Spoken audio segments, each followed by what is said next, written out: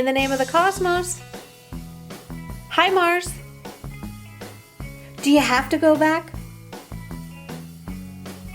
Well, I heard it's going to be a battle. I'll let him know. Mars retrogrades back into the sign of Pisces, awakening the signs of Gemini, Virgo, and Libra, where he comes under the aspect of his enemy Saturn, where both Mars and Saturn afflict the sign of Pisces and Libra until December 23rd. Welcome to In the Name of the Cosmos. My name is Siri, Prakash. I'm a Vedic astrologer, and in today's video we're going to take a look at this very complex transit of Mars into the sign of Pisces, how we can better understand and navigate his hot and choppy waters through December 23rd until he leaves the sign of Pisces, understanding what he is going back to hunt for, what he's going back to discover, and how we can look sign by sign at the end of the video what the classrooms of life that get awakened for each and every one of us. Mars moves into the sign of Pisces. He awakens the sign of Gemini, Virgo, and Libra throughout his stay until December 23rd. And upon his entry, he comes under the aspect of his enemy Saturn. And both Mars and Saturn are greatly afflicting the sign of Pisces and Libra. So you really want to take note of where these two signs are within your chart, what their meanings are, what their houses are, because these classrooms are going to be a hotbed for all of us. So you need to discover where it sits in your chart. Additionally, as Mars enters into the sign of Pisces, he comes into opposition of the sun. But where it really starts to get heated with Mars's transit into the sign of Pisces is really after the 17th of October. When the sun then moves into the sign of Libra, both Mars and Saturn, where they're casting their gaze onto the sun, onto Mercury, who's sitting in the sign of Libra, and then within a few days we'll have Venus move into the sign of Virgo, where Virgo is debilitated, and we'll see things start to get really messy, really noisy, really agitated, because Mars will be then in this opposition with Venus, where Venus is debilitated, where it's really not having any footing or strength. And even though Venus and Mercury will be in an exchange with one another, the surrounding energies are not really going to lend to uplifting either one of these planets, because Saturn and Mars are both afflicting Mercury and the sun within this house of Libra. So this exchange between Venus and Mercury at that time won't really show its benefit, because normally in this Parnavatya yoga, this exchange, we would see that Mercury would help out Venus, as Mercury is quite happy in the sign of Libra. But here he's not able to help because the Mercury starts to get combust at that time. Yeah, it's under the aspect of Mars and it's under the aspect of Saturn. So really from the 17th of October through November is really going to be a storm of frustration, a storm of debate, where there's going to be a lot of conflict with the government. There's going to be a lot of anti-government uprising, where you can see where people are just feeling really contentious and really angry. Because when Venus starts to move in, and I'll make a separate, more detailed video, in this debilitated state, under the aspect of Mars, it's like really bringing out and communicating its frustration. So Mars simply moving into the sign of Pisces is one part where it moves into this watery zone where it has really no footing, where it doesn't have its feet, right? So it just starts to boil and feel frustrated. Mars sitting in the sign of Pisces is really about our inner understanding of our feelings, about our integrity, our ability to stand up and do what's right, our ability to create our commitment, right? To really bring our commitment to stand for something. This is the best and the highest octave of Mars in the sign of Pisces. in a lot of the sutras, it will describe it as being this place of our spirituality and development, but most people don't have a spirituality and development. So when we look at it through the world level, people will just be frustrated. Inside, there will be a lot of turmoil, a lot of agitation, and there'll be a lot of agitation with the government, right? So in this opposition with the sun, as the sun sits in there until the 17th, it's this frustration with the government. And then when the sun moves into the sign of Libra from the 17th, and then just a few days later, Venus moves into the sign of Virgo, where it's debilitated under the aspect of Mars. And then with Mars aspecting the sign of Libra, where the sun now will sit from the 17th, with Mercury making it combust, is really where it will just start to overflow, where we'll be completely frustrated at the world stage. Really, this change in direction of our government, this change in direction of the authority, our frustration and standing up and being in opposition with the government, this is really going to come out quite loud. Now, Ketu is aspecting Mars from the sign of Scorpio, right? And Mars and Ketu are very similar in their energies, right? So Ketu aspecting it, and Ketu being in the sign of Scorpio, is really digging out and wanting to reveal what's been hidden, really finding the truth, right? Finding the solution, the reality. So here he's aspecting to Mars, and as he starts to bring out more information and things start to get revealed, and then we are in conflict with our leadership, right? We'll start seeing a lot more protests, a lot more things just really getting inflamed and very frustrated. We'll see a lot of violence as well start to get really erupting through this time, because from Venus being in a state of where it's not feeling this stability, this ability to find where we can have our economics, like really come back in a way that's fluid and flowing. And then our mind being burnt by the sun and being pressured by Saturn and being pressured by Mars is really tense. So it's Mars being in the sign of Pisces is really agitating all of our minds. But what it's really doing is waking us up out from our numbness, where we really need to wake up, stand up for what is right, to stand up for a higher truth, to really take action for the higher truth, and to really bring what is important to us outside in the world. Mars will be aspecting Mercury, who's sitting in the sign of Libra until November 28th. And Mercury is staying in this sign of Libra for quite a long time due to his retrograde motion. So he's having his last retrograde in the sign of Libra. And this I'll make a separate video about, but here is where our tension of our mind and our nervous system and our feeling of freedom of speech, we're feeling extremely agitated and feeling extremely repressed. This is from Mars and Saturn's aspect to this planet there. And as I mentioned, when the sun comes in, it's making it combust, right? So we're just feeling like very intolerant. So we have to be very stabilizing with our energies to really look within ourselves to see what is really important to us, what is our principles, what is the right thing for us to do, and really bring that forward and not allow this anger to just invert, right? So really, Mars is trying to wake us out of this numb state that we're in, right? So in this period of 2020, it's just been a complete challenge for the whole world, for all of us. Nobody's escaped it, right? So we've come into this way of living and being that's really kind of put us in a numbing state.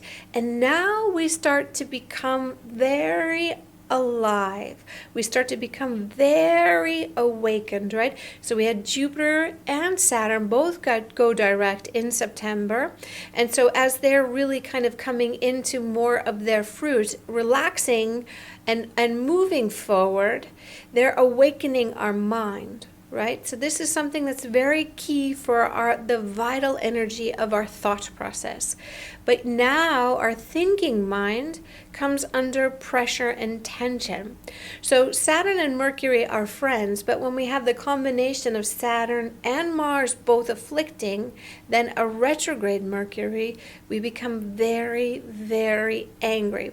And what's important is that we transform this energy, that we don't allow it to invert, that we use some pranic energy to really keep our mind steady and straight so that we can really assess and know what are principles, what's really important to us, not just reacting to our baseline feeling, right?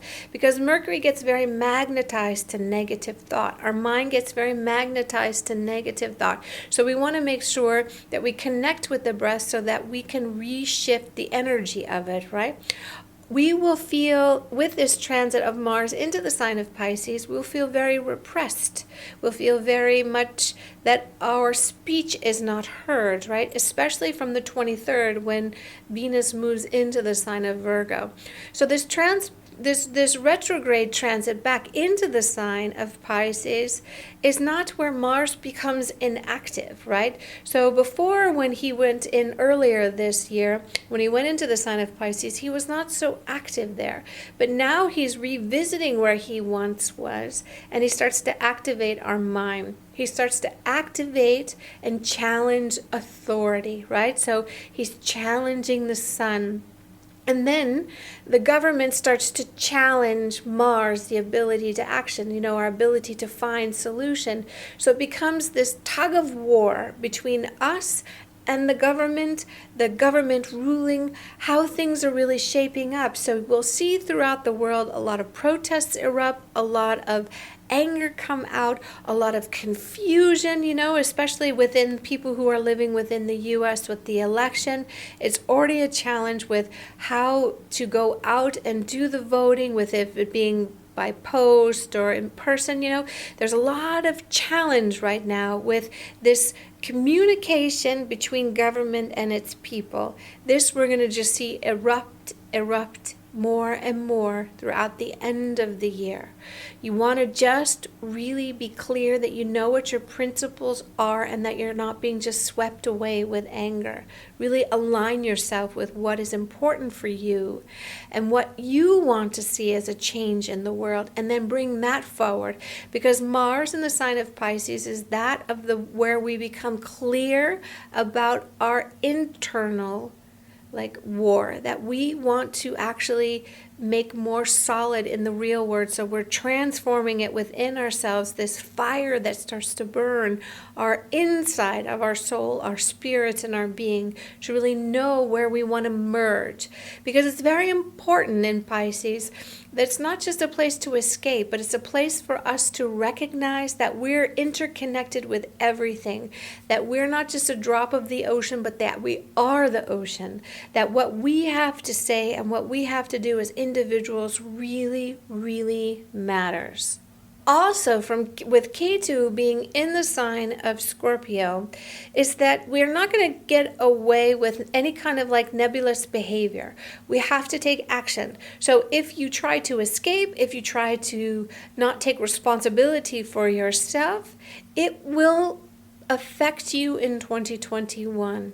This is a very karmic space. This is a big space of lesson with Ketu in the sign of Scorpio, and him giving his aspect to Mars in the sign of Pisces, where we transcend. If you try to just escape, and if you try to just do non-concrete behavior, it will come back to haunt you in 2021, because it's about a deliverance of a debt. So this you might need to be very clear. You need to make sure you have a goal. As I mentioned in the Rahu video and Ketu video, you need to really have a goal. You need to really align yourself with your purpose. And with Mars here, it wants you to align yourself with your principles. So you get your goal together, you get your principles together, and you start to announce it through your actions and through your discipline, and not just through your frustration. This is a big key right now. It's a big key, because we're going to have this heavy dance, this exchange of fire with us, with those that rule us, and with one another through the end of the year, right? And in that time, we will also have an eclipse. So really discipline yourself, really use it to become clear with your goal, use it to become clear with your principles, and don't escape. Don't escape, because in the emergence of 2021, we're going to come through based on the results of the work that we do now. Let's take a look sign by sign to see what's occurring for each and every one of us and how we can better understand what gets awakened and how we can really direct our energy and our attention throughout Mars's transit into the sign of Pisces. Aries, your ruling planet, goes back into your 12th house, and this won't make you happy at all because you're an action Jackson. So with your ruling planet moving out of its very strong position of your first house and moving into your 12th house is not really going to make you feel that you are doing anything of purpose right now, but ultimately what he's doing is actually quite good for you, and by the end of December you'll be back in the driver's seat more strong than you were when he was in your first house. And so for here, he's going to really work on your fears as he works through your 12th house. He's really going to bring up a lot of fears, bring up a lot of issues surrounding your need to control and to direct. He's also going to bring up a lot of expenses, and he's going to make challenges within your relationships right now. So what I would suggest for you to do with his transit into your 12th house is to really get clear about what it is that creates instability in your life, what it is where you need to improve, where you feel fearful. And then you address the fear and it takes it away and it becomes less challenging. I would also say when it starts to put your 7th house ruler also in your 12th, I would say just be careful with your relationships, be clear about what your principles are, what's important to you, but you don't need to throw everything out because you're feeling unstable right now.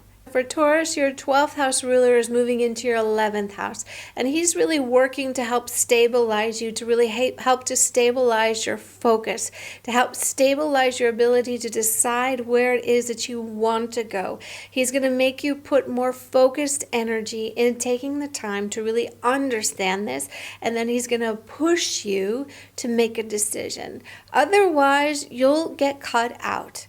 This will just happen to you. So you need to make sure that you're not neglecting this, because what he will do is he will just remove it from you.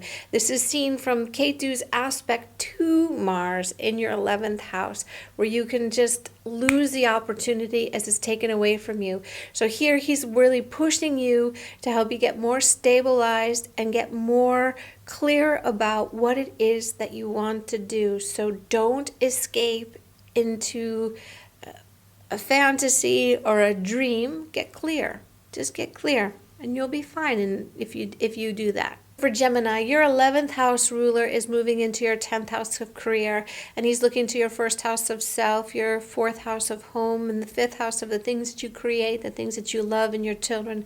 So here he can be pushing you to get really clear about your objectives with your career. He's also going to create challenges with the communications with your coworkers and that of those who are in your inner circle. He's going to push you to really stop being so nervous and kind of chattery, and to really focus your internal energy in a more directed form so that you can bring in more success with your career. He's going to bring challenges with your children, if you have children, for those of you who have children, or for those of you who don't have children, he's going to bring challenges with the creative projects that you have done. And so just look to this and look that it's not something that's going to last forever, but you're going to need to work out some knots there. This is what Mars is going to work on that 5th house aspect. He's also working to bring a much more clear communication with your friends and with those that you're creating contracts with. So he's wanting you to get clear there as well, Gemini. This is also seen through his aspect there. But when I look to your chart, his energy is really doing a good service for you in your career. You just need to work on your nervous energy, your anger right now. This is something that's still quite awake inside of you, Gemini. So just work on that and you'll start to flourish within your career if you get clear with what it is that you're committed to, and what are your principles? What brings you happiness in your inner world? And what brings you happiness in the things that you create and with your children? Because through his aspect to your 4th house, it's not only the place of home, but it's a place where we really experience our inner world of ourself, right? So just don't be so nervous. Connect with your breath and get clear. For Cancer, your 10th house ruler, the place of your career, is moving into your 9th house of contracts, higher education. So he's also looking to your 4th house of stability. So this is actually quite a good transit for you. He's helping you to complete projects, to go back and make things complete so that you can bring it in once he moves in the end of December to help you flourish with your work and how the world sees you, how you're putting yourself forward. You're one of the signs that he's doing a lot of benefit for, Cancer. So this is quite a nice transit for you. So use his energy to stabilize yourself. For Leo, Mars is your Yoga Karaka planet, meaning that he rules 2 very beneficial places for you. So he's one of the best planets for you. He's moving into your 8th house zone. So he's actually working to get you to work on finances. This is something important for you, Leo, to really get your finances clear. Also, if you need to go in for loans or if you're looking to get money to come to you, he's working very hard for you there, right? So his transit, even though it's into your 8th house, actually Mars does well there. And here he's just working on your finances. When I look to your chart is what I see. He's also working on your ability to communicate better. He's really working on developing your speech, on your ability to market yourself as well within your work, within your ability to get what you want. So it also can be good for negotiations. Like I said, if you're working to get loans or to secure money, he's actually helping you through your speech to make you more eloquent, to make you more precise, to make you more directed and unbeatable, right? So he's actually doing quite well for you, even though he's in your 8th house. This is what I see in your chart, Leo. So for Virgo, Mars is not the best planet for you, right? And with him being in your 7th house now, he's really challenging a lot within your relationships. He's also making a pressure to your career. So 7th house is not just our relationship contracts, it's also contracts with work, where 9th house is higher contracts. So with 7th house being contracts, and because he's aspecting your 10th house, he's making a lot of effort in you. He's putting a lot of weight on your ability to really close contracts, to really close deals, to really finish things out. So this is making you a lot of pressure, making you feel very nervous. You can be carrying this tension home and making a lot of agitation within your home environment right now. He's also aspecting your 2nd house, as is Saturn right now. So there's a lot of pressure with your ability to earn and your ability to create legacy, and this challenge of where it is that you're going to find this money pot and really lock it in. You really need to stay focused, not make too many challenges within your home environment right now, because you can bring this nervousness and this tension home, and then you're going to make problems with your partner. So do watch out for that, Virgo. For Libra, you're one of the more challenged signs. So you and Pisces are the most afflicted because Mars is aspecting you and so is Saturn. And you've had a rough year overall with relationships and with work, and your home life been very feeling unheard and unsupported. And there's a tension right now that Mars is creating with his aspect to you, is that you're kind of using all your savings, feeling like the money is going out, feeling like, oh my God, how am I going to make it? How am I going to rebuild this? So this is creating a lot of tension for you, Libra.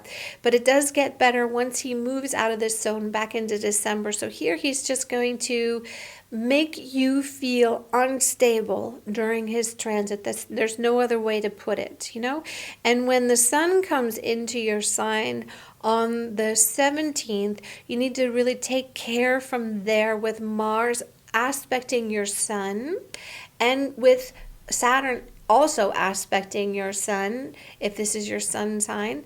It's going to really work on your vitality. So do take care. Make sure that you're taking care of your health, that you're not burning yourself out with too much worry, too much stress. Just be aware of your health right now, and know that your savings will be replenished. That's not the most priority, that actually your priority right now is really taking care of you. That should be the highest importance for you, Libra. For Scorpio, your ruling planet is in your 5th house of the things that you love, the things that you create, your children as well. So for you here, you've also got Ketu sitting on your ascendant. So for you, you can be challenged with relationships. You can be challenged with your partners right now. Maybe you're in the midst of a breakup right now. With Ketu kind of pulling on you in your ascendant, it's making you really drill down, really kind of getting down to the nuts and bolts of what it is that makes you really feel alive, the thing that makes you feel really great, the thing that makes you feel most connected, right? Because Ketu is detaching you from what doesn't serve. And with Rahu in your 7th house, it makes a lot of upheaval. And with your ruling planet now in your 5th house of love, creativity, and children, the things that you build, the things that you bond with, the place of your previous life, like deeds, the place of your dharma, it's really wanting you to find your connection with the things that you love that make you feel the most vital. If you can do this with integrity, and if you can do this with discipline, you will come out on the other side quite clear. So don't just feel frustrated. Don't get lost in the sauce. Focus, assess yourself, and qualify yourself every day, and you'll find the answer to your question. Sagittarius, this is in your 4th house of home, and he's looking to your 7th house, he's looking to your 10th house, and he's looking to your 11th house. So there's really a lot that's going on with expenses within the home, but it's also bringing you in supporters that will help you make these like financial shifts within your home, or making payments to your home, or finding the resource that you need for your home. It's also bringing in people that help to make you feel more connected, to make you feel more supported with the efforts that you're doing. So actually Mars is doing great things for you right now. With your ascendant ruler Jupiter being very strong in its own sign, you can feel a big weight of something that you've committed to, the thing that you feel is a burden to you, that's actually going to be bearing fruit for you in 2021. So Mars right now, it will put you back into a driver's seat when he moves in December, the end of December, into your 5th house. So here you will really start to feel better about the direction with your creative stuff. It's just like through the end of the year, you can feel overwhelmed with the expenses that come in within your home. Capricorn, this is occurring in your 3rd house. And here you can have a lot of challenges with your siblings, and you can have a lot of challenges with your coworker. You also can be greatly faced with challenges from your boss right now. So don't mess around, and don't overshare, and don't overtalk at work, because this will get you in trouble within your work environment. Because even though you've been in this position where you may have been admired for your work, and you're kind of plodding through and doing your due diligence and your Capricornian ways, if you start talking too much and start oversharing too much, it will come back to you. So do watch out for that. Also, Mars rules your early childhood, so there's really a high chance that there's conflict with your siblings coming up, and something in issues with your mother. So do take care. Don't allow your old feelings that are from the past to be too much given life in the present moment. Really focus on your work, take care of your health, don't talk too much because it'll get you in trouble at work. Don't let the distraction of maybe your old pain kind of divert you from the present moment. That's the best advice I could give you for this transit of Mars into your 3rd house. Aquarius, Mars, your 10th and 3rd house ruler, has moved into your 2nd house. Here he's retrograde, and he's looking to your 5th house of what you build and what you love. He's also looking at your 8th house of the unseen. And he's also looking at your 9th house of contracts and commitments. So here he's looking at how your collaborations with others, how you need to dig out. This is Scorpio, from your 10th house to your 2nd house.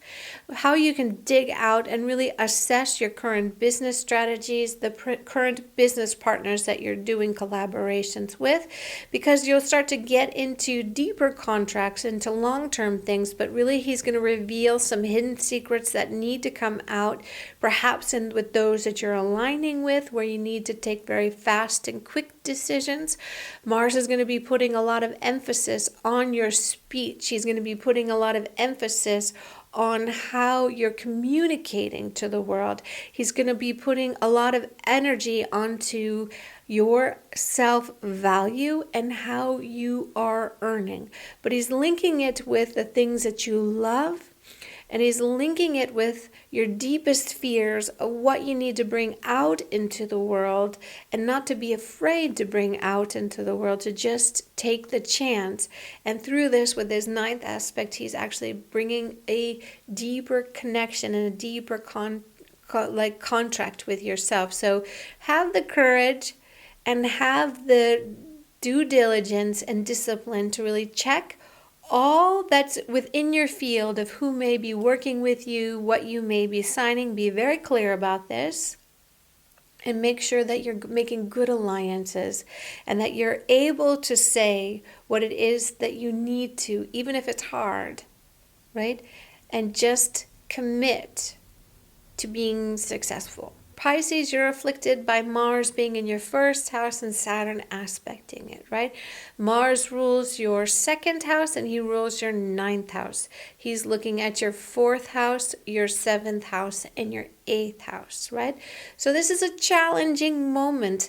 And with Ketu giving his 5th aspect from Scorpio to you, he's actually working on you in this total cosmic construction.